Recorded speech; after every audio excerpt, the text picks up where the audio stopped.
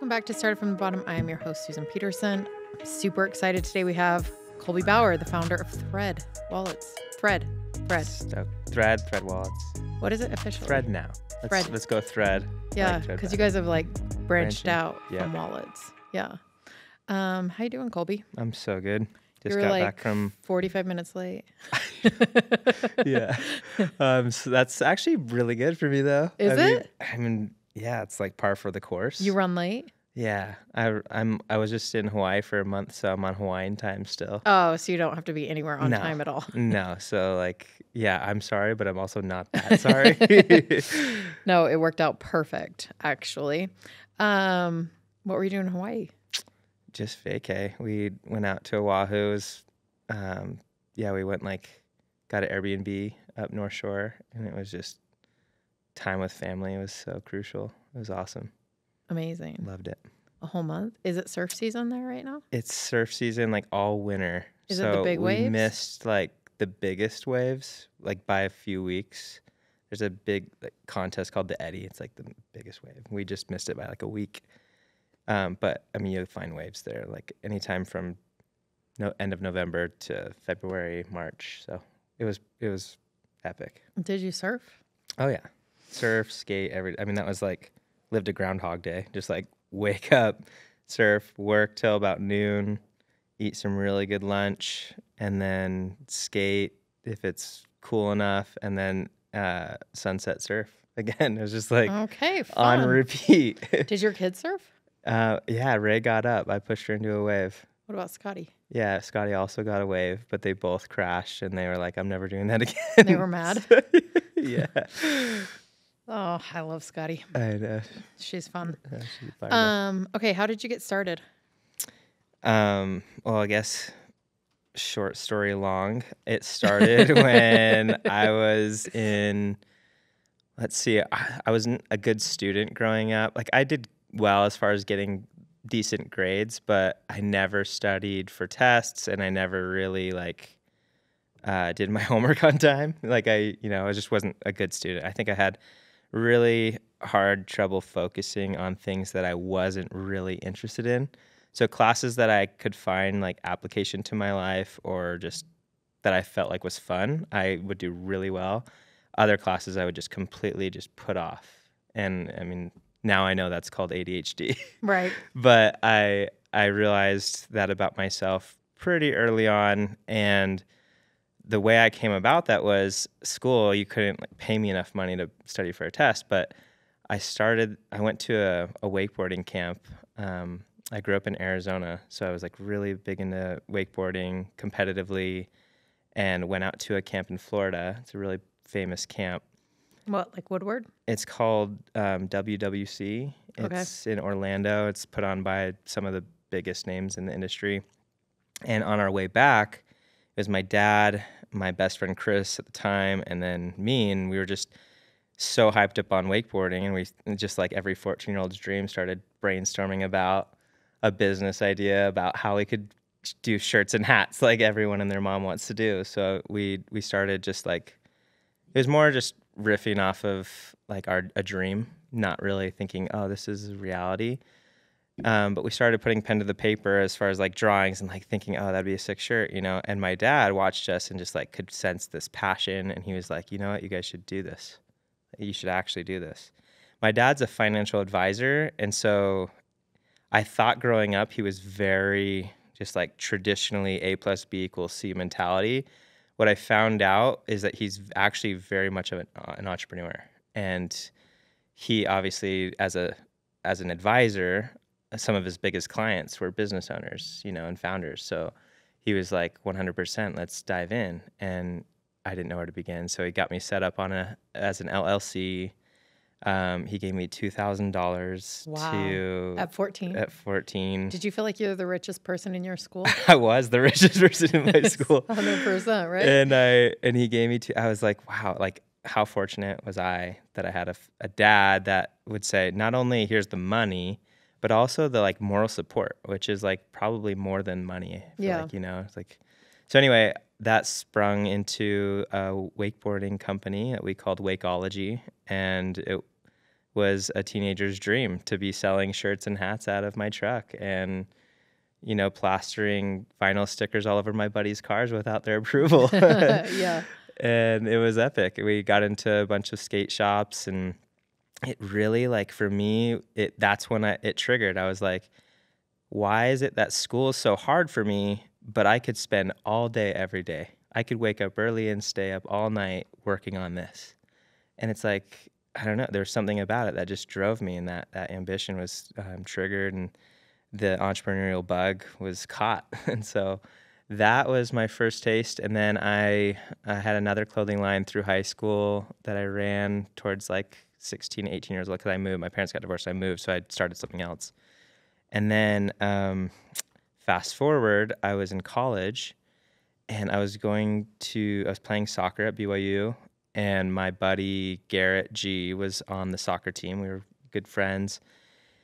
And you might know him now as the Bucket List family. Yep. And but when I knew him in college, he was known as Scan. It was like apps were brand spanking new. You know, smartphones were brand new, and so he got on that app game super early, and he got one of the first QR code readers on the App Store.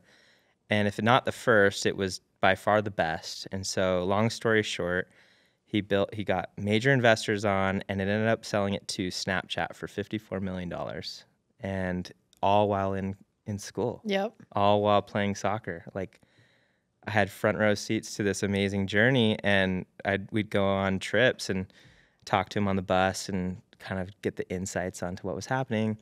And it just intrigued me. I was like, you know, and at BYU, it was like tech was just like kind of shoved down your throat. It was like tech, you know, the tech scene was just kind of booming, as it still is. But yeah, it was I like, still think that's like the path. If you're coming out of BYU, it's like you're gonna, like, the tech path opens up really easily. Yeah.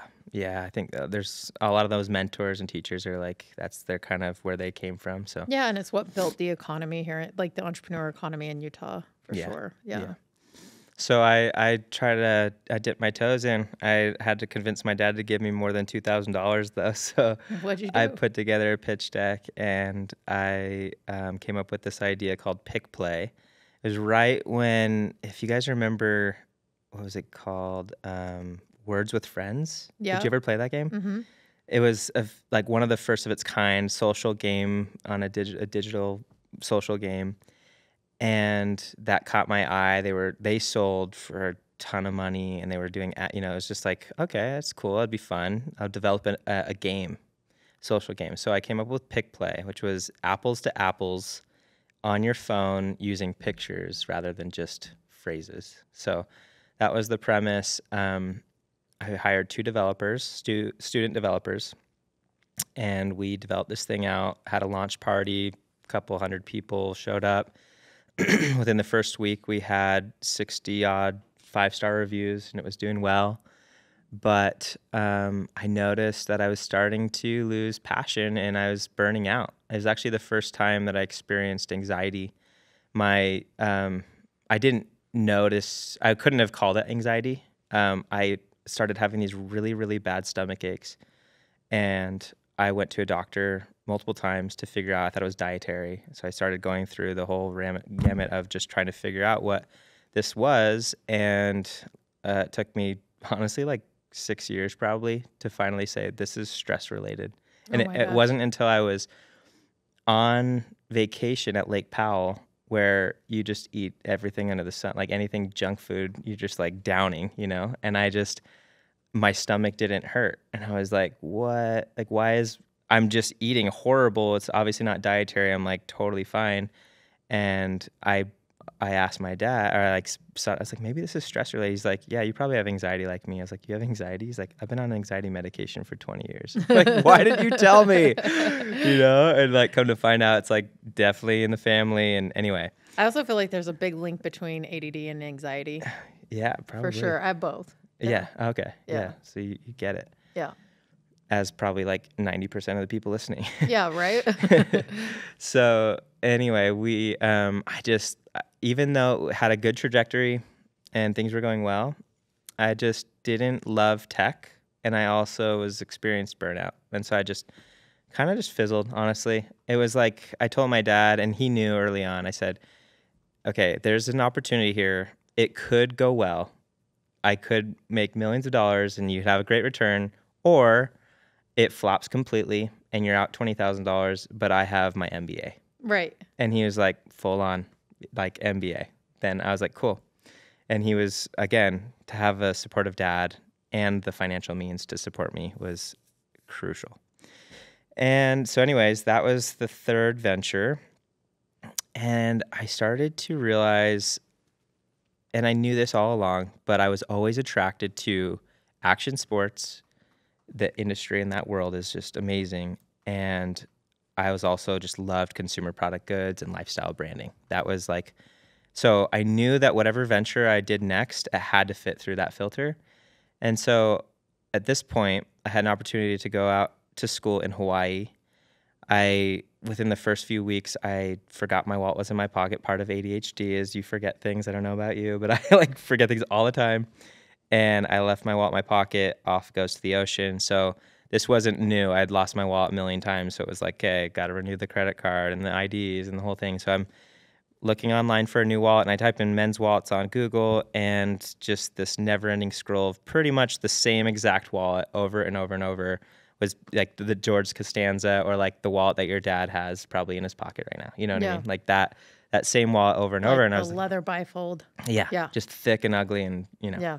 But like they did last for years. Yes. So that's why people bought them, but it also created backaches, and the world was moving more towards this minimalist lifestyle, and there was a lot of books out there. There was like a movement of minimalism, and living out in Hawaii, I caught on to that. I loved minimalism.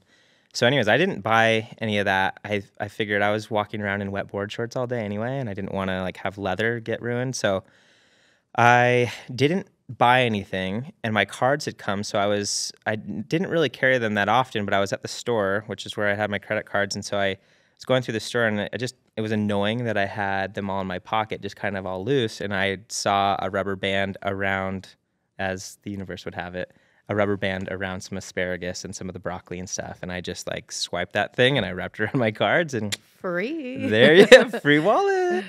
And that was it. That was like where I found the first love for like as slim as you can get it, as minimalist as you can get it. That was it. And so during that semester, I was in one of my entrepreneurship classes. I had to come up with a product idea and list it on, do a Kickstarter project, try to raise money for it.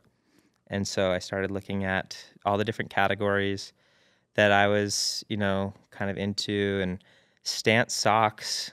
This was 2014, keep in mind. They were on a rocket ship. Mm-hmm. They were like in everyone's drawer. They were in every store, front and center. It was like, and they still are, quite frankly, but like that was like the early days. And I don't know when they started, but it was like new to me at least. And so I remember walking into a Jack's surf shop in Huntington, and there was this big display of socks, which traditionally socks just lived on the counter or like in a bucket by the counter. And it was just like a ugly display. They brought it to life. And I remember thinking, like right when I saw that, I remember like walked in there with my soccer team or a few of my buddies, and they were like, oh, sick, those are cool, whatever. And they kind of like went shopping. And I remember sitting there for like 15 minutes straight, just staring at this thing like that is what I want to do. I want to take a category and bring it to life with art and expression, with very functional, fashionable, high quality products. And so I knew the filters now. I knew what I was passionate about. I just needed to find the category. And so I started like putting pen to paper and looking online, and it was right in my pocket the whole time. And I just, I realized going through that class, this is kind of how it really kind of sparked, was I was scrolling through Kickstarter, and I was like, what products are doing good, and what would be easy to make? Because it was a school project. I was like, I don't really care. Like, I just want to get an A, or like get through it, whatever. And there was a few wallet campaigns that had raised like a couple $100,000. And I was like, that'd be epic, just even if it didn't lead to much, at least I could have a successful campaign. So I was like, okay, that's it. I looked at my wallet, it was rubber band, and I was like, I'll just make a better rubber band. That was it.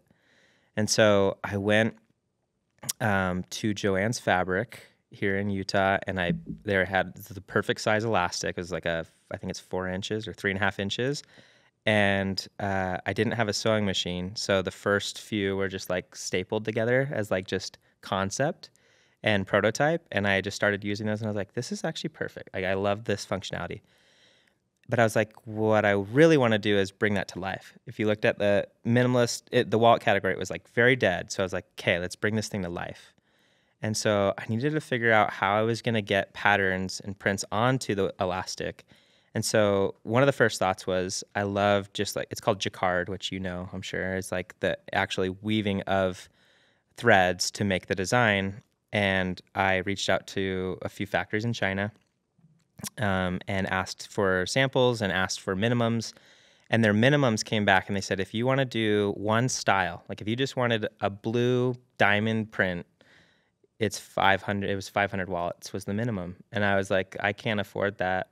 And that's not my model anyway. I wanted to kind of, have a wide range of colors and prints. So I thought about that and I was like, that's not going to work. So I come back to the drawing board, and it all comes full circle. I was talking with Garrett G at soccer practice, right after soccer practice. I remember this like distinctly. And I was like, this is my idea. This is like what I want to do. And he's like, well, have you heard of Beloved? And I was like, no. He's like, one of his investors was Katy Perry, and Katy Perry was just found on one of her music videos with this shark, full suit shark thing, Yeah. and Beloved, this company, made that. And he's like, oh yeah, check them out. And I looked on the phone, and he was like, they did everything. Like the thing about like shirts and apparel was, the tricky part was most people would screen print, and then you're limited on number of colors. There was, direct to garment, you could print a number of different colors, or there was sublimation. And I didn't know about sublimation, but these guys, Beloved, they had, like pepperoni pizza shirts and like Galaxy. It was kind of whack. We did a collab with them at Freshly Picked. No way. Yeah, we did. What? Like how? Like early? Because we could print on any leather too. Okay. We figured out how to print on leather. Okay, sick. So we just did a collab with them. And it was so really that was fun. Like pretty early on? Yeah. Like it was like what year? 2015, 2016. Okay, yeah. So that's like when I walked. Okay. So that fascinated me, and I didn't know how they did this. And so I looked up on there. I just typed in like beloved.com headquarters. Sure enough, they're Orem, Utah. Yeah. 10 minutes from my apartment. Jeremy. yeah, exactly. Yeah. And I had some of that white elastic, and I went in unannounced to their headquarters. I walk in, and I just was like, nobody was there to greet me. Nobody was at the front. Mm-hmm. So, but I heard stuff going on in the back. So I went in the warehouse, and there was like probably like 15, 20 people doing like fulfillment. There's a guy on a forklift. Like some guys were doing production. And I saw this guy in the corner, and I was kind of just like, nobody saw me come in. So I was just kind of observing. And I saw this kid, and he's making socks, and he would take a white sock, and then he would take a piece of paper that had the print on it. He'd put it over the sock, and then he'd heat press it for about a minute, and then he'd lift it, and it was like magic. It was a Galaxy sock, Yeah. And I was fascinated. I was like, whoa. So I went up to this guy, and I was like, tell me about this. Like, he's like, who are you? Like, yeah, I'm a student doing a school project, like would love some help. And he's like, okay, so yeah, this is how it works. Da, da, da. I was like, can I try to print on this elastic? And he's like, sure, let's go for it. And right before he grabbed this like poop emoji print, and he put it over the elastic, and he was about to press it. And like, for a second, I was like, I don't know, this elastic I had was made of part nylon and part polyester. And I didn't know if that was going to melt under heat. So I was like, hold on. I don't know if this is going to melt all over your machine. And he's like, whatever. And he like pushed it down. I was like, yes, I love you. So he pressed it, and I'm just like, fingers crossed this thing didn't just melt all over his thing and ruin it. And he opens it up, and it was perfect. It was exactly how I wanted it. It was like, I remember that moment. I was like, okay, it's on. Like, now I can print whatever style I want. There's zero minimums. I could do whatever color, whatever pattern. I was like, that's where I'm going to shine. And so I tested it. I launched the Kickstarter campaign. Unfortunately, it didn't do like crazy amount, but it was just enough. We like hit our mark. It was like $8,000, which gave us the money to buy the printer and the heat presses and all the stuff, right? And then, do you want me to keep going on this long story? Yes, no, I love it. This is super interesting. Because I could wrap it up here. No. Keep going. So we launched that, and partly this is part of the story that not many people know. I didn't feel this validation with the wallets off that Kickstarter campaign, enough like momentum. I was like, it's not really going well, but I had a backup. I was thinking the same within the soccer world. I noticed that if you went to a game, every player had the same exact sock. It was there was uniform. But you go to a practice, nobody had the same socks. There was no uniformity during training, at least in the socks. And so, people would be wearing, even if the team was sponsored by like Reebok, like Nike, they'd be wearing like Reebok or Adidas, whatever. It was just like, so I was like, I just want to I'll sell this to businesses, to clubs. And we all know soccer is one of the biggest sports, and I could sell this globally, and I was like, that market's huge. I knew a couple of the guys running clubs in Utah, so I asked them, and they were like, yep, whenever you get a shipment in, we'll take 1,000, whatever. And it was like, cool. I already like pre-sold a couple thousand socks. And so that was my backup. If the wallet thing didn't work, the same exact machinery that we needed for the wallets, I could use for the socks. So halfway through that campaign, I was like, wallets isn't really cutting it, so let's order these socks. So I ordered, it was about, I think minimum was like 500 pairs of socks or something. These like white polyester high performance socks that I could sublimate any logo, any color on. And so those were in production. And then I go to soccer practice, and one of my buddies had the wallet that I gave him after the Kickstarter. I fulfilled the orders and whatnot. And I thought he just had backed my campaign because he was a buddy, but he was using the wallet. And I was like, oh, sick. Like, what do you think? Like, how do you like it? He's like, this is the best wallet I've ever had. I was like, what? And then my other buddy right next to him was like, yep, got mine, and then like a few other guys popped. I was like, no way. Like, you guys are using them. Like, yeah, this thing's sick. And I guess I just didn't give enough credit because I just thought it was, like too simple. It was too easy. How much were you charging for the wallet? 15. Right. So $8,000 is actually a lot. It was a lot. Yeah. It was fine. Yeah. But from like a volume perspective. Totally. Not from $1, like $1 but I will say though that one of my buddies put in like a couple grand just to back. You don't have to qualify it. But it was enough. I think that validation was there. I just didn't see it. Yeah. I thought there would be more, especially comparing to like the other ones that were just like crushing. Yeah. Like couple $100,000 raise. I was like, dang, like that's not, Yeah, but you know how much you spend to raise a couple $100,000? I didn't know that. Now I do. Everyone thinks, oh, that must have popped off. Everyone must be looking for that solution. No, you spend a lot of money. It's a lot of relationship building. You really have to get in with Kickstarter to like get it done at that level. Absolutely. I didn't know that, and now I do. But it's the same thing when people win awards. And you're like, dang, why is no one giving me an award? Oh, they bought it? Oh, that's why. Or like press, yeah. Yes, exactly. How'd they end up in Men's Journal? Well, they probably spent $5. Yeah, $5,000. You spend a lot of money, yeah. So anyways, I was off on the sock thing, right? And those were mid-production. I remember thinking about this, like, I could go into the sock world, but it is very competitive with major brands. Mm-hmm. The wallet category is wide open, in my opinion. It was like blue ocean. I did do some research on the wallets, and I would go into every store and I'd ask them what is their best-selling wallet, and they would always pull out this Herschel wallet. It's a Herschel Charlie wallet, and I was like, I could do better than that, And that was it too. There was like, okay, well, Herschel needs a competitor, kind of deal. So, anyways, I was like, that's actually the opportunity at weighing out the two. And the problem was when I reached out to China at that factory, they said that if I canceled the order, I was out the 50% that I had to front. For the socks? For the socks, yeah.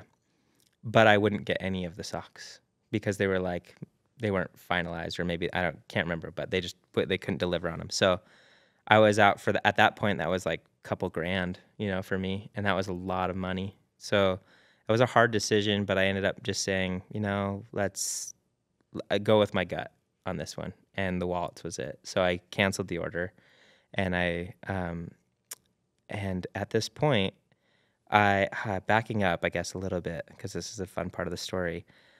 When I was prototyping these wallets, like for the first Kickstarter, I didn't have a sewing machine. I didn't trying to figure out, I was finding there was a lady that was in my class that she started helping me, but I felt bad, you know, like asking her, like, can you sew 1,000 wallets, you know? Right. It was just like it wasn't workable. It wasn't scalable at all. So anyways, I found this girl that she taught me how to sew, and I remember like the first idea was just us, like, again, it was back to this rubber band, like we're just gonna make a better rubber band. But she was sewing them up, and she's like, you know what? I would actually really love this wallet as a girl if it had a key ring on it, because then I could just attach it to my lanyard and like my gym pass and just go. And like I wouldn't have to pull out my purse and stuff. And for me, I was thinking this is for sure a male wallet. Like this is just for guys traditionally used wallets in their pockets, and that moving it to the front pocket and not having that bulge was like kind of the selling point for me. But what she saw was like, no, purses are a pain in the ass. And so let's get rid of, like, if I could not have to carry that around all day and just grab and go, then I would love that. And I was like, okay, she kind of sold me on it, but I was also just like, whatever, you know? So I was like looking, I was like, do you have like some ribbon or something? And she like, oh, she had a headband wrapped around her doorknob, and she cut it up and sewed it in. And it was the first what you know now as the thread wallet with the key ring. And I remember taking that and using it throughout that week. And I was at Costco, and I have this picture, if you want to put it in the show notes or something, but I have this picture of me in Costco with this wallet, and I had like texted this girl, love this thing, like great idea on the keychain, right? And long story short, I ended up falling in love with that girl, and that's Mackenzie. Your wife? My wife. Oh, that's cute. And so she was the reason for the first thread wallet as it is now. And so literally every teenager has that wallet dangling from their neck. Yeah. Literally every teenager I know. It's crazy. Addie, all her friends. That's cool. Everywhere I go, even outside of Utah. That's so awesome. Yeah. It's amazing. So, okay, now we're 2014. I'm wrapping up school. We moved out to BYU, Hawaii. So we get married in August, move out to BYU, Hawaii. And before we left, I made 1,000 wallets. We all did. Like, it was my buddy that helped me. His wife helped us. Mackenzie helped sew. We made 1,000 wallets. And we packed them out in this big suitcase. And I said, I'm going to sell every single one of these before we leave. And fast forward to November, I had sold 0 of them, and they were just chilling in our apartment. And I remember she's like, hey, we're leaving soon. How about those wallets? And I was like, yeah. Like, it's Hawaii. Like, if I could go surf and skate, I'm not going to go sell wallets, right? No, like, that's you're just busy. I'm busy, yeah. You're busy. But I was like, okay, that's true. Like, and it was my last semester, so I was like, what am I going to do with my life after school? And my dad's financial planning firm, like, he had a space for me, which I didn't really want to do. There was like this part of me that wanted to see if I could play pro soccer, which I had a few offers. But what I really wanted to do was start my own thing. I didn't know at the time that this was the thing, you know? And so I was like, okay, let's try to get rid of them. And so we found out this farmer's market, and it was right during Black Friday, right during, Christmas time. And so what we did was, just to liquidate them, we just had them listed at $15, crossed it out and said $5 if you follow us on Instagram and Facebook. And not kidding, like within the first farmer's market, first week, a few hundred were sold. Like, just everyone was buying them. And partly because they just sold themselves, but honestly, Mackenzie was insane at selling. Like, I was kind of embarrassed by the whole thing, but she was like, just would reel people in, and next thing you know, you're leaving with like 5 wallets. Like, yeah, one for everyone. Exactly. And it was like, the stocking stuffers, it was perfect timing. I think for her and I, more than like, obviously like the money, that didn't really matter, it was a few $1,000s. It was like the fact that this could be a thing. It was the validation we needed. And to hear that face-to-face feedback with people and hear the dialogue of like, oh, yeah, like Stephanie would think that's cute, or like, oh, that one's so cute, or like whatever. And like mostly women, I was like, okay, we're kind of figuring out our customer base. We're kind of figuring out like what prints are hot and like what questions they had. And most of the time it was like, are my cards going to fall out of this thing? And it was like, okay, we gotta answer that question online. You gotta figure that out. So we went to Vegas at some point, and we went on the New York roller coaster. And I had this idea to put the wallet around my finger with all of our cards in it and just like ride the roller coaster, and had my GoPro. And then we just filmed ourselves, and the whole time the wallet's just like dangling and like nothing fell out. So that was kind of how we answered that. But that face-to-face feedback was crucial just to like learning our customer and all those things. And so I guess we didn't know what we were going to do, but we did know we were moving back to Utah. And so her parents, my in-laws, said you guys can stay at our place for a time. So we moved into her childhood bedroom. And I had to convince my father-in-law that like this is what I was doing with my life. You know, I was going to make elastic wallets, and that's how I was going to provide.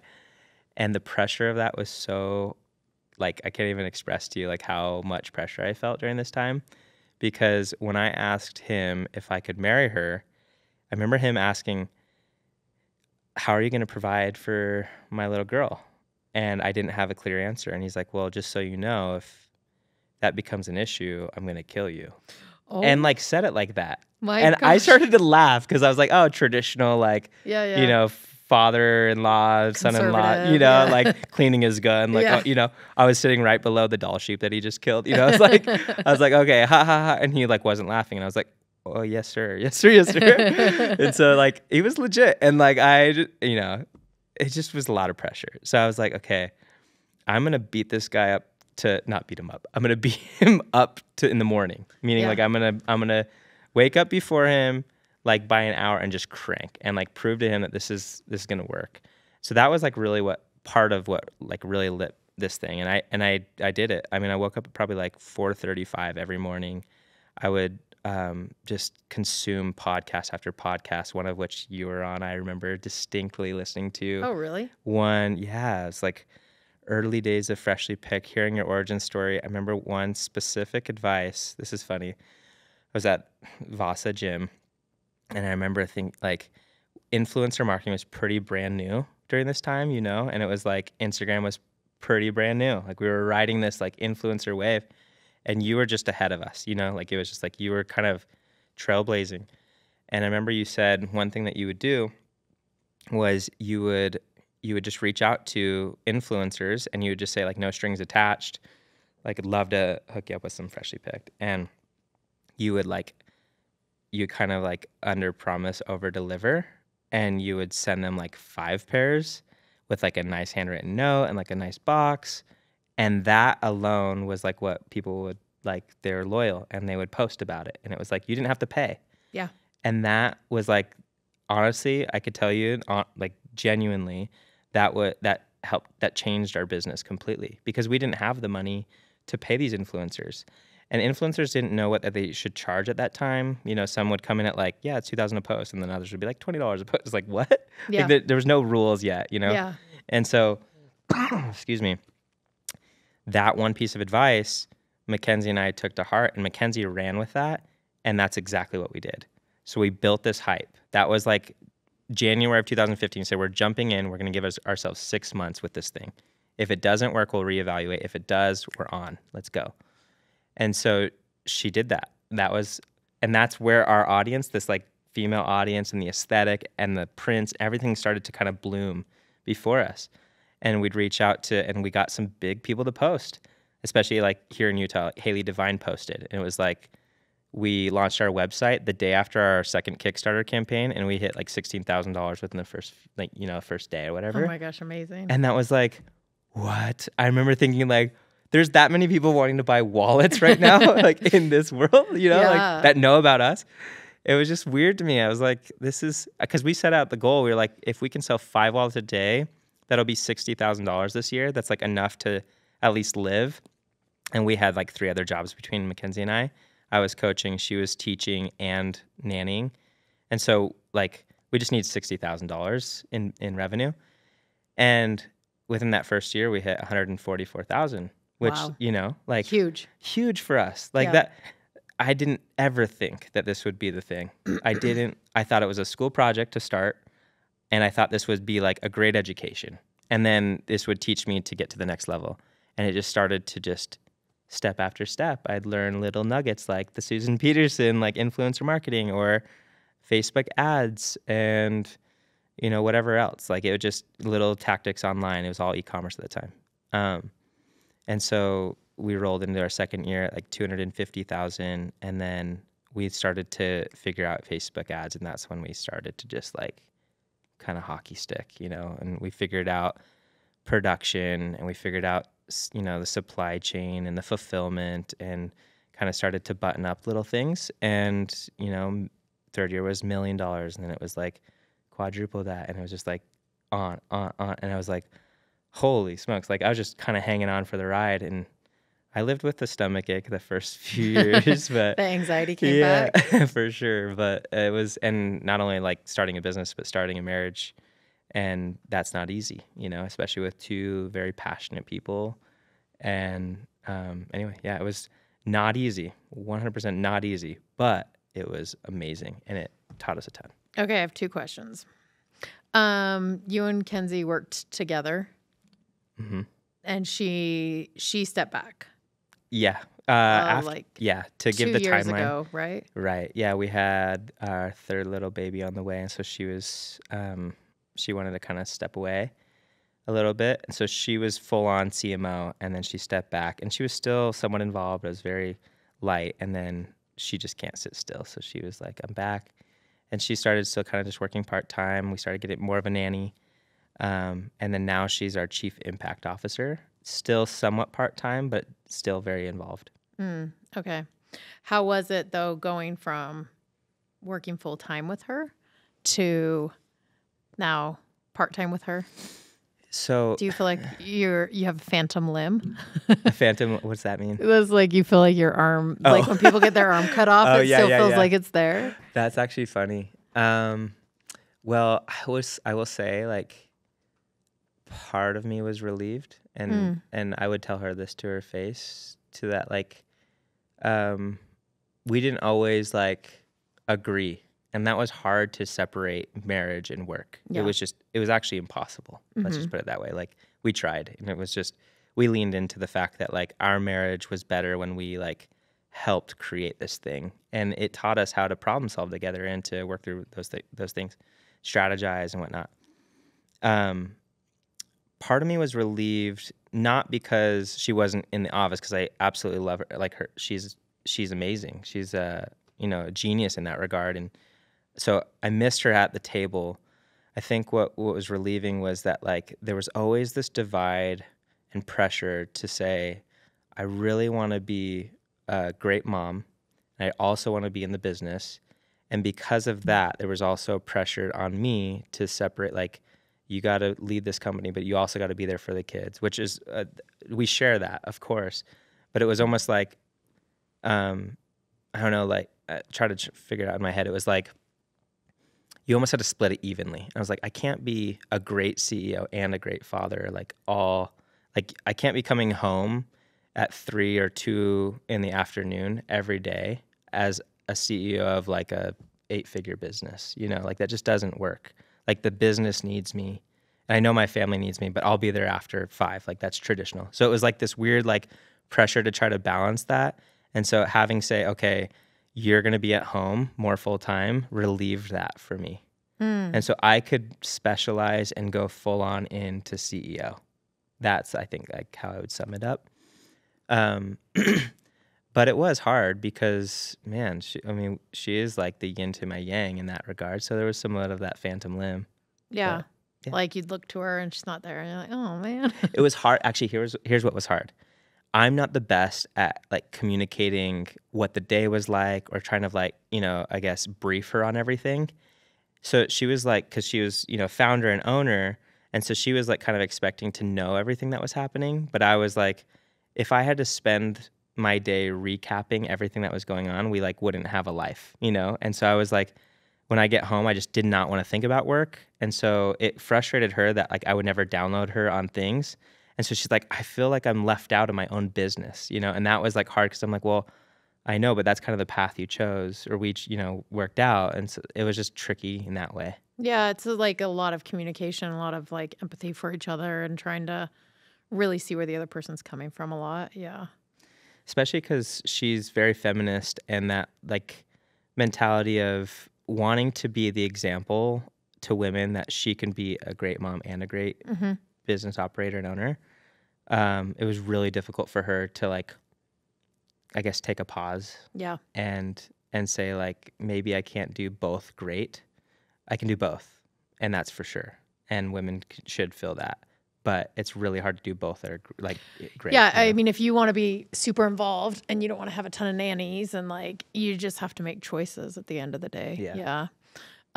Okay, so then the other question I had was, when did you stop thinking like, really, wallets? Like, still have it. And then like, okay, we're creating this new category of wallets, and now you guys have bags and just tons of stuff now, right? Yeah. Now it's branched. Okay, so to answer your first question, I think I felt like it wasn't as dumb because I really was embarrassed by how simple it was. I was like, I didn't want to tell people, and like, especially when you would say, oh yeah, I started a company called Thread Wallets, and they didn't know. And it was like, okay, now I got to explain what it is. And that just felt stupid. Like, oh yeah, I sell elastic wallets. And they're like, oh, cool. Right. And you're like, yeah, it is not that cool. I get it. But it did disrupt an industry. So once I would say, yeah, I started, or I would usually just say I work for Thread Wallets, and people would go, oh, no way. And they would know Thread Wallets. That at that point, I like left the embarrassment aside. And I was like, okay, cool. We've created something and it's rad. And do you feel like you're passionate about wallets still? I'm passionate about art and expression and product, and really just the entrepreneurial drive of like, can I do this? Can I figure this out? Is there like a product market fit here? Like the whole business side of it. Because I'm like kind of both right hand. Like I love art. My dad's an entrepreneur and financial advisor, so he's like very administrative, very financially sound, and like that. But my mom's an artist. My mom's like a painter, and so I get kind of this like hybrid mind.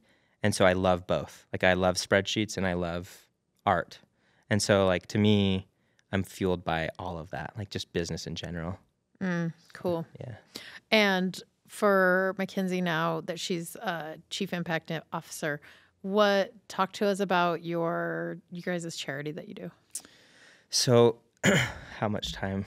We have plenty of time. Are you good? Yeah. Okay. Yeah. So my mom, when she was a young girl, her dad left.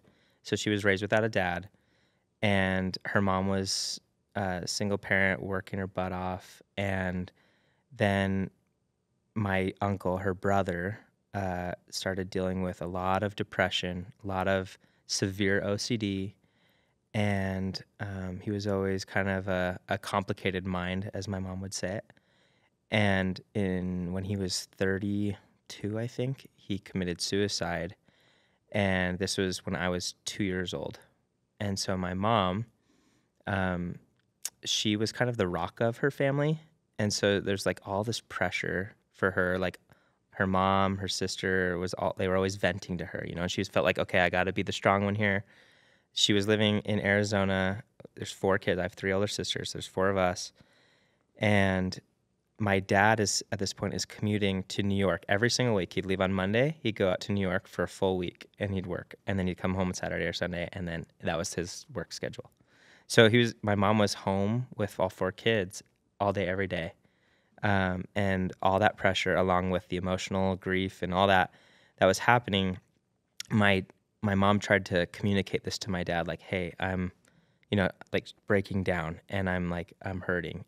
But my dad, having been raised in this generation of like, he's cowboy, he's from Heber, he's buck up. Yeah. Exactly. Yeah. Like rub some dirt in it, you're fine. Yeah. Like move on. That's how you heal, is you move forward. You keep moving.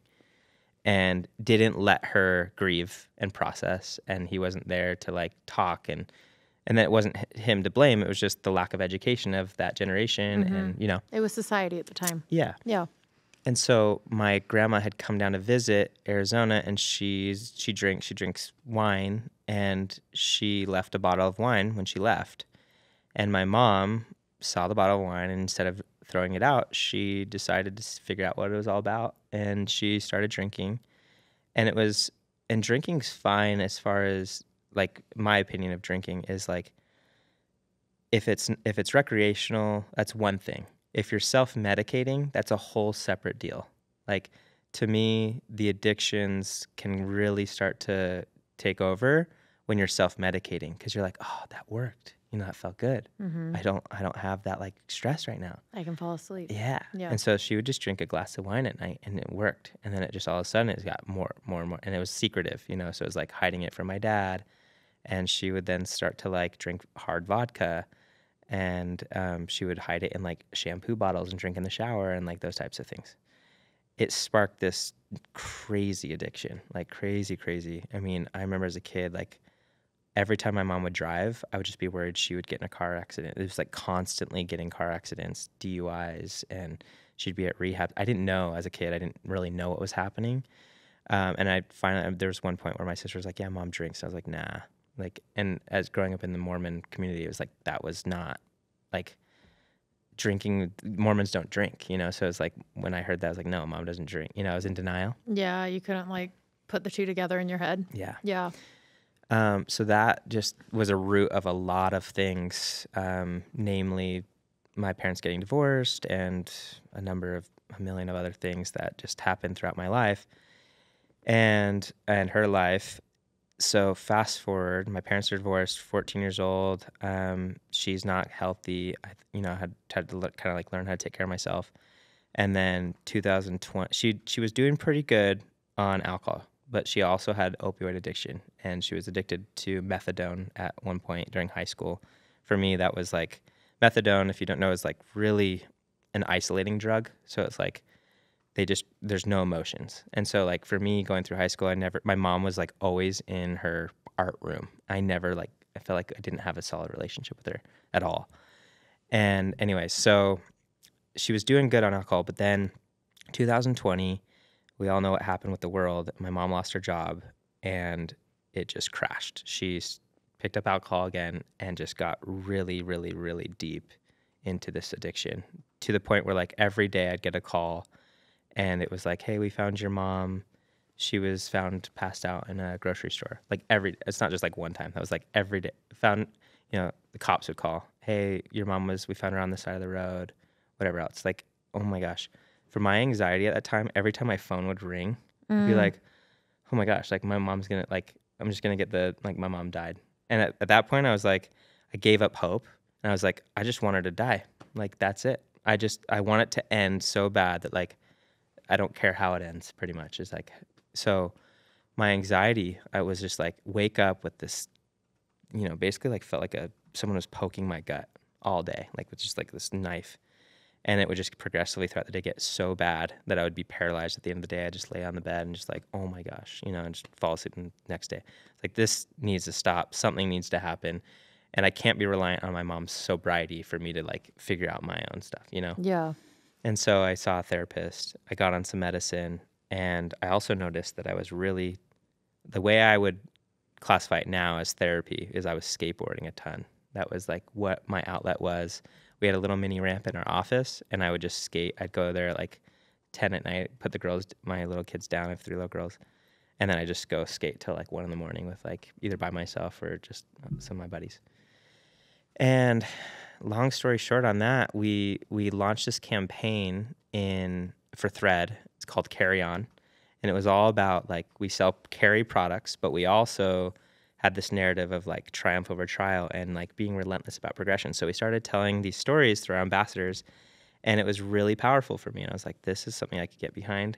I've always been looking for like that hero campaign for Thread. And we leaned into that. And then I said, well, let's put our money where our mouth is. Like, let's do a foundation. Because we were donating a lot of money to just other foundations. And I was like, we could just do our own. And so hence the Carry On Foundation was born. And that is basically teaching youth. The one thing I noticed in thinking about my mom's life, if we could go back in time and teach her, like when her dad left or when her brother committed suicide, like, how do you process these emotions? How do you react? What is mental health? Maybe her brother wouldn't have committed suicide. Like, what if there was that education? And so I decided we need to focus on the rising generation and prevention rather than like trying to, heal it or, whatever. It's like, let's prep the mind before shit hits the fan so that when it does, they know how to react. They know how to carry on, so to speak. So we teach them mental skills, and we do it through action sports and outdoor recreation. So that's surfing, skateboarding, snowboarding, and outdoor rec. We have a skate park that we just built in Provo, and we just started lessons. We had ran lessons prior last year, like spring, summer, at our fulfillment center.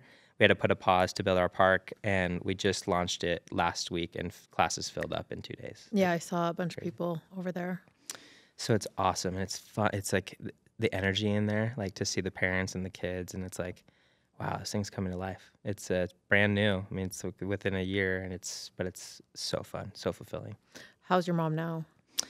So, ending on a happy note, she, in that time, like right during that like really bad binge cycle in 2020, I got a call. She had fell on her face. Her face was completely swollen black. Her arm was detached from her elbow, so it was like dangling from her arm. Oh my gosh. She had a broken rib, and she didn't know how it happened. She just blacked, and maybe she fell on her face. I don't know what happened. And that was like one of those moments where like, this is not like she was homeless, by the way. So this was not like, man, if this isn't rock bottom, I don't know what is. And I remember like my sister let her stay at her house to kind of recover. Like she got like lined her up with surgery. She was recovering. And then, but my sister said, you can only stay here until you recover, and then you're out. So you got to figure that out. And my mom relapsed while living at her house. And I was like, how could that happen? After what you just did, how could you drink again? You know? And like to a non-alcoholic, you're like, yeah, what the hell are you thinking? And to an alcoholic, you're like, yeah, well, you do anything for that drug. You know, right. It's like anything. And so she just was not ready. So I was going to pick her up from my sister's house to take her to the homeless shelter. And rather than that, I was praying. I was just like, how do I help? Is there any way I can help? Because like at this point, I was like, I don't know if I have much control here. Is there anything I can do? Yeah. And basically this like thought was like, think different. Like she's been through 8 rehabs. Like, why isn't that working? What would work for your mom? And I was like, okay, my mom's a creative. When's the last time she did anything creative? When is the last time she felt happy doing what she loves? And I like couldn't pinpoint that. I remember thinking she did write children's books early on, just like for fun. I was like, okay, I'm going to take her to Michael's. We're going to get some crafts. We're going to do something fun. We're going to do something creative. I didn't know what it was. I was walking through the store, and it was Christmas time. It was like leading up to Christmas. So there's all this Christmas decor. And I was like, let's write a children's book, and you have to read it to your grandkids on Christmas Day. And I like kind of like set a goal for her that. And so we spent all day, and we wrote this beautiful Christmas story. She was kind of like not all the way sober, so she was like really struggling through it. But we wrote this beautiful story about hope and about Christ and about like Christ it's called Cece's Magical Christmas Tree, and what the Christmas tree represents and what the star represents and how it leads back to Christ and hope. And that was like how it ended.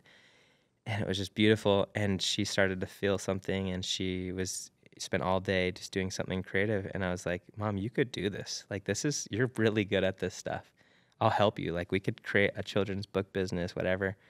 And she's like, wow, yeah. And like started to kind of see it, And so she checked herself into rehab that next day. She went in for 4 months. She could have left earlier too, by the way. She stayed for 4 months, and she's like, I'm going to do it right this time. And she got sober, and she's been sober for, 28 months. Wow. So, does she write children's books still? So yeah, she does. She's written quite a few, and none of them are published yet. She's been illustrating and writing. But she works for Thread. She cleans our office every night. She lives in the studio apartment above. I know that studio apartment. Yeah, you do? I used to be in the same office as Colby's in now. Yeah, you guys took over our lease. Yeah, so she's living in that apartment, and she'll clean at night. And so she has something to do every single night. And I have cameras on the office, so I know when she's doing her job, and it just like has kept her accountable, but also given her the freedom and the space that she needed. And that was the secret sauce to her getting sober, I think. Wow, it's beautiful. What is like some advice you would give someone starting out? Specifically in like consumer goods. Okay, yeah, consumer goods. Well, I think one of the things that everyone thinks when they're thinking of a new product idea, like what should I do? Number one, everyone always goes to like some of the obvious things, like shirts and hats, right? Or like whatever. And sometimes that works. Sometimes we do not need another shirt and hat company. We don't. The world doesn't need one. You guys, we're good. We have enough. I actually saw a meme and it was like, does anyone know like a graphic t-shirt company I could buy from, and they'll send me 2 emails a day for the rest of my life?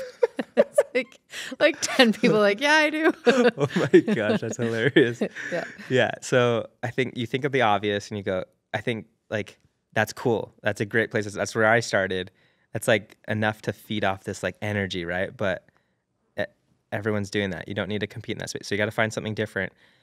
But you don't need to find something too different. I think that's the other thing is like people think on the opposite end, they go, oh, I had this idea. It's amazing, but I looked it up. Somebody's already doing it. Yep. And it's like they just write it off. I'm like, well, how is it going? Is there a lot of people doing it? Like, is it working? Yeah. And it's like, yeah, seems like they're selling out all the time. Okay, well, there you go. There's your validation. Not that you knock them off either. That's another principle too, is like you don't just copy exactly what they're doing. But you can use that, and it doesn't have to be recreating the wheel, but it has to be different. It has to be different enough, and that right there is the secret. Like we've been knocked off a million times, and it's frustrating as hell. Yeah, like same.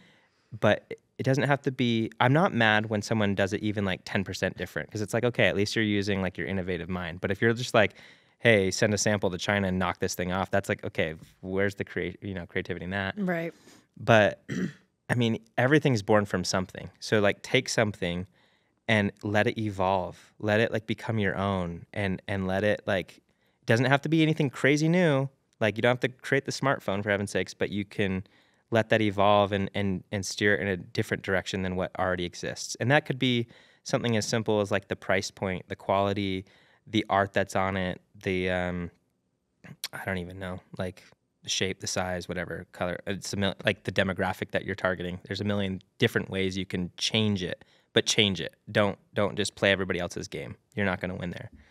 So anyways, that's, I think what I would say is like, to sit at the right table of like, this is the business. Cause I could have sat at the sock table, or I could have sat at the wallet table.